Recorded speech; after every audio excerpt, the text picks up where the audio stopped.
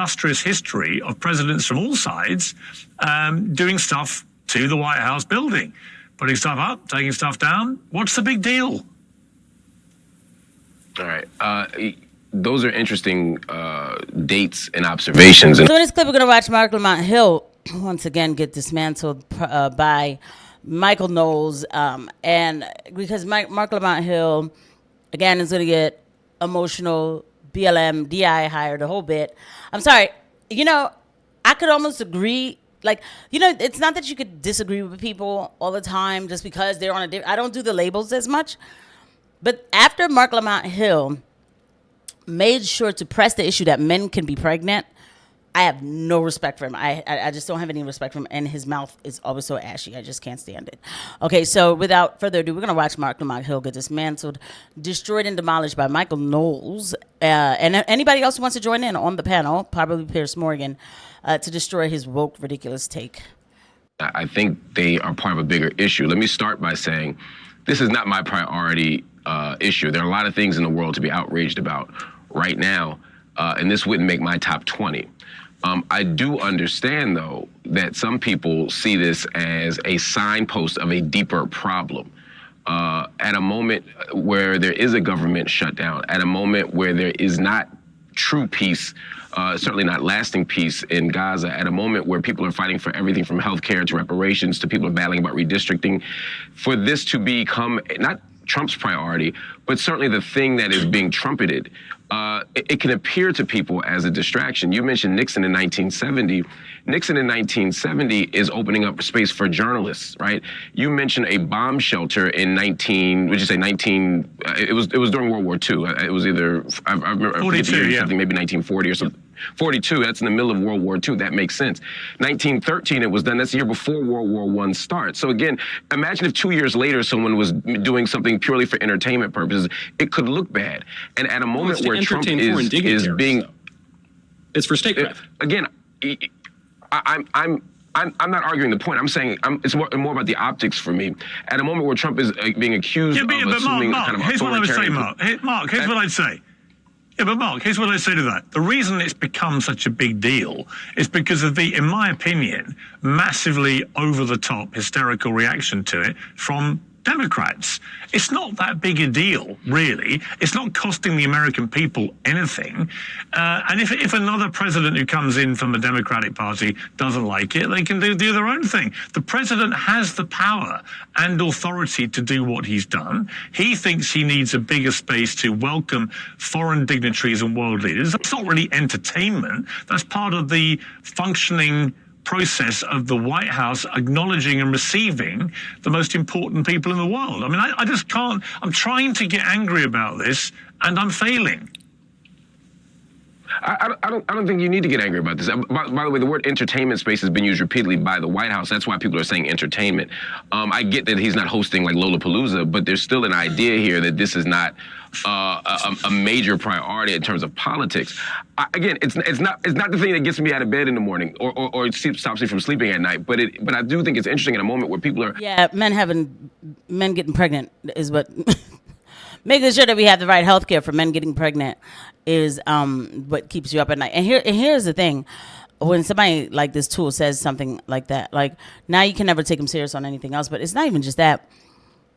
You just know that this person... This is why Marc Lamont Hill gets dragged, because even if Marc Lamont Hill sounds halfway like he might have some common sense, Marc Lamont Hill, you remember that he said men can get pregnant. And then you also know that he's going to just stick to his side, whatever that is. So you know that he'll say anything for money. So he's just like, has no integrity. If you guys like this clip, please don't forget to hit the like and subscribe button and the notification bell. Thank you to every eye that lands on these videos. Let's go. Are seeing Trump seize more and more power, and he's seeming more and more like an authoritarian figure.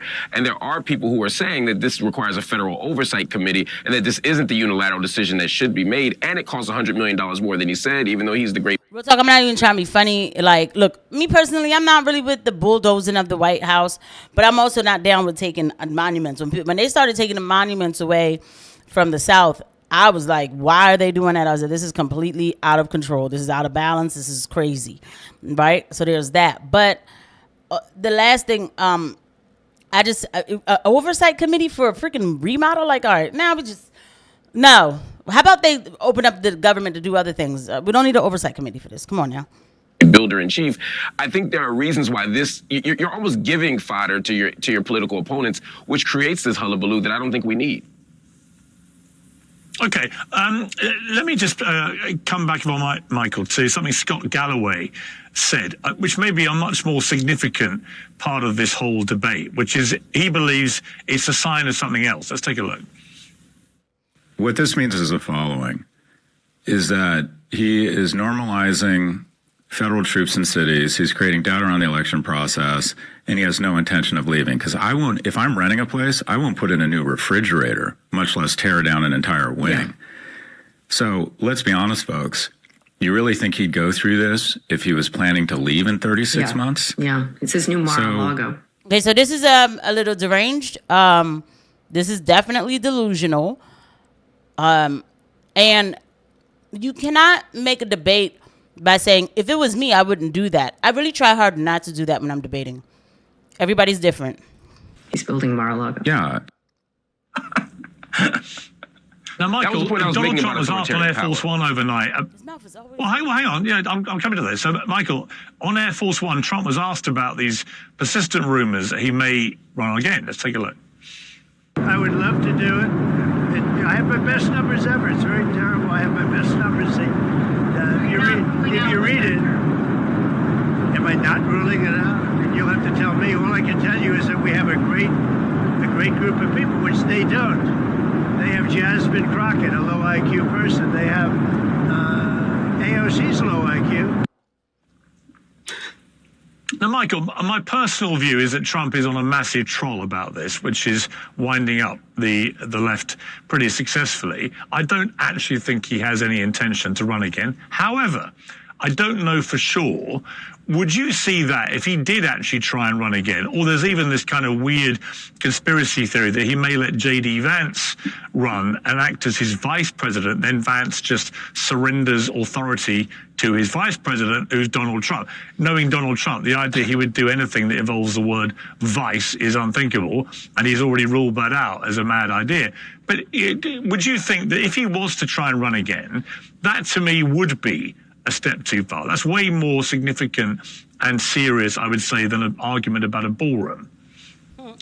Trump's second term thus far has been good enough that I would cheer if, we could have Caesar Augustus, Donaldus Trump. But it's not going to happen because it's prohibited by the 22nd Amendment. Even the idea of his becoming vice president, it wouldn't work. The 22nd Amendment prohibits that. Now, it's worth pointing out, no less a conservative than Ronald Reagan campaigned at the end of his second term and after he left office before Alzheimer's disease to overturn the 22nd Amendment. So there's a longstanding American tradition that that there is a term limit and it's at the ballot box. And the only one who ever abused that was the Democrat Franklin Roosevelt, who became the American monarch. But all of that is kind of beside the point because we have a data point here.